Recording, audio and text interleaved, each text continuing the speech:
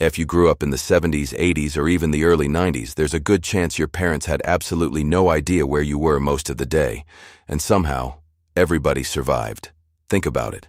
On a summer morning, you'd jump on your bike and disappear. No phone, no GPS, no way for your parents to track your location, no texting, no checking in every hour. You'd ride across town, cut through the woods, play baseball in an empty lot, build forts, fish in a creek, or end up at a friend's house whose parents weren't even home. And nobody thought that was unusual. The only rule most of us had was simple: be home when the streetlights come on. That was it. The streetlights were our notification. The second those lights flickered on, every kid in the neighborhood knew exactly what it meant. Time to head home.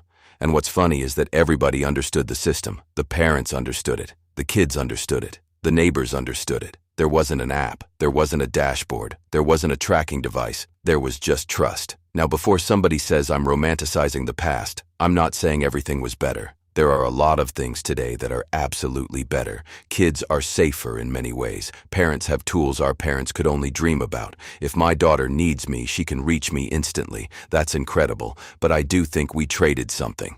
And I'm not sure we talk about it enough. Because today we have more information than any generation in history. We know where everyone is. We know what everyone is doing. We can track packages, cars, phones, watches, and people. And somehow it feels like we're more anxious than ever, more connected than ever, but also more worried than ever. Maybe the streetlights weren't really about the streetlights. Maybe they were about having a simple signal everyone understood. Maybe they represented trust. Maybe they represented freedom. Maybe they represented a world that moved just a little slower. I don't know. I just know that when those streetlights came on, every kid knew exactly what time it was. And if you grew up with that rule, you probably smiled the second I mentioned it. Because some memories don't need an explanation. They just need a reminder.